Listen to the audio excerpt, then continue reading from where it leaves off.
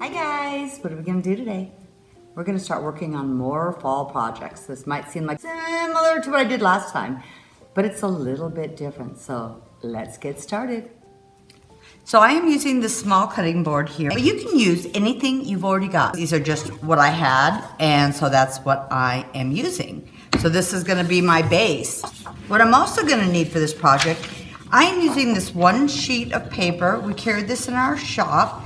But you can also print off other fun images online. There's a lot of copyright-free, in public domain, fall images that you could use. Hopefully this just gives you a fun idea of a technique to layer and move things around, and then you can make it your own. And then I'm also using, and I've used this before in other videos, it's a lightweight white core paper, and it's black on one side. And that's what's gonna give us our fun background. So first thing I'm gonna do is sand this paper with a fun texture. So I'm just using a light grit sanding block, a board over that had fun texture in it.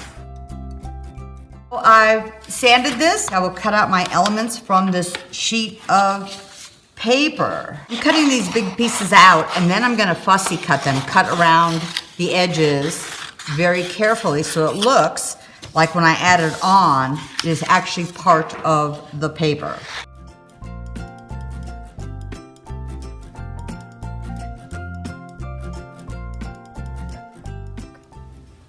So on the stamp that I'm using, I'm actually using a chalk paste stencil and doing a frame around this with chalk paste. But if you didn't want to do that, you could just fussy cut in and out around this without adding that frame. But I know I'm going to, so I am just cutting more of a rectangle. Last thing I'm cutting these out, I will cut this section and this section out, but I'll probably use an X-Acto for that.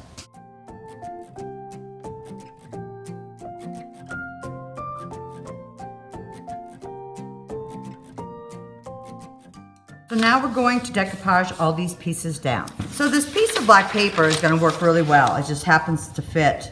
This is fun because this will line up on here. I'm just going to use a Mod Podge today. I like all different types of mediums. And actually it's just kind of fun to see how the different mediums work. I am just going to put this on the board. This white core paper is much thinner, so I really could have used any medium, but my other 11 by 17, this paper is a little heavier, so I always like to use a little heavier body medium to decoupage it down.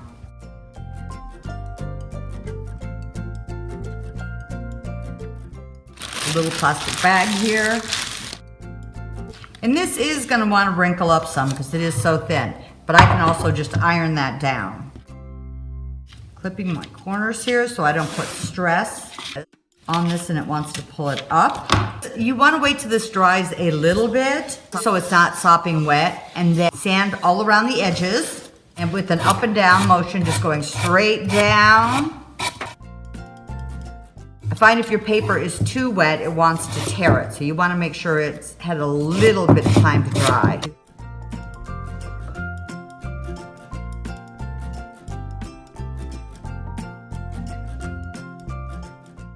So I'm going to use this part and put it at the top. And when I'm lining her up, I'm looking to see how much space I have around because I'm going to be adding the raised texture in the back. Start with this one right here.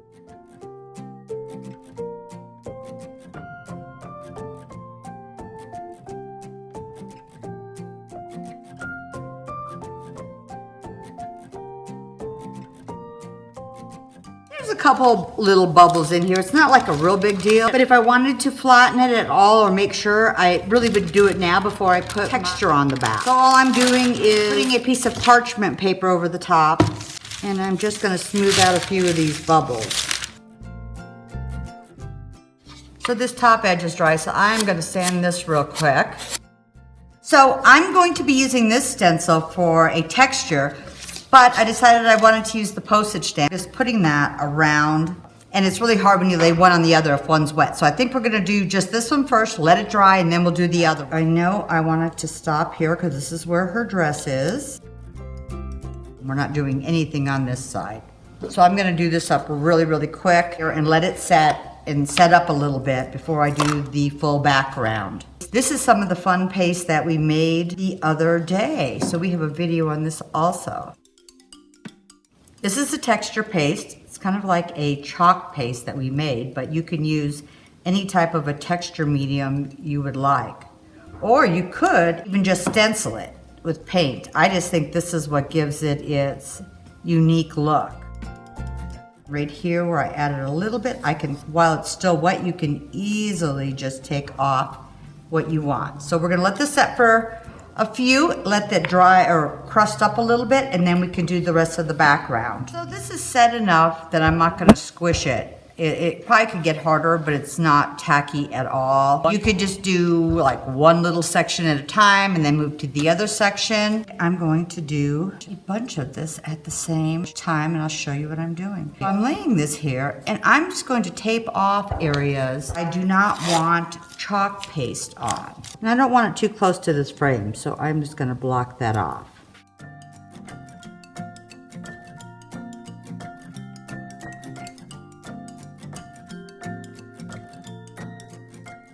Pretty good, and I think most of it is masked off. So I'm just using my chalk paste again and my little rubber spatula. You could even use like a credit card or anything you would like. You just want to make sure you don't move your stencil while you're doing this.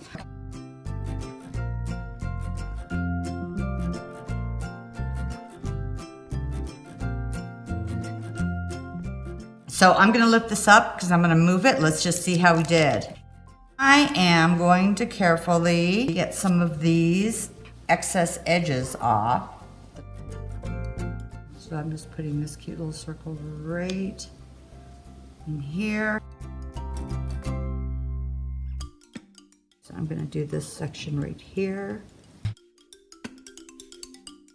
So this down here is still wet, so I want to be really careful. Make sure I didn't get anything where I didn't want it, because this is the time you can very carefully take it off if you need to. I think I'm just gonna let this set. We're gonna get a nice hard crust on it, and then we're gonna finish it. My chalk paste is dry, and now I am gonna add some distressing. I am using my Distress Oxide. I'm using Vintage Photo for this first step. And I'm just carefully rubbing on the chalk paste. Lightly rubbing in here, and I'm going to use my mist bottle. You don't want to get it too wet because you are using the paper, but I just want this to be able to age some of the tiles. I can start with my black oxide that I went around the edges. Actually, this is called black soot. And when this dries, we're going to add just a little bit of wax. So I'm also going to add just a little bit of a dark antique gold. And I am just going to lightly just go over just the tops of a little bit of this texture. And I'm even putting just a little bit on the black. Just a little bit. We're not doing a lot of it. I'm going to put my polyacrylic sealer over the top. And you can use whatever type of a sealer you would like. This one happens to be a gloss. It blends some of the antiquing in too. Okay, let's let this dry. So I hope you guys thought this was fun. I hope you give it a shot. So you can decide when you're doing a project like this, do you want a lot of texture in the background, just a little bit? White core paper gives you a nice definition for the background, cutting up some fun images, and put them on any board that you would like. Hope you guys give this a shot, but have fun.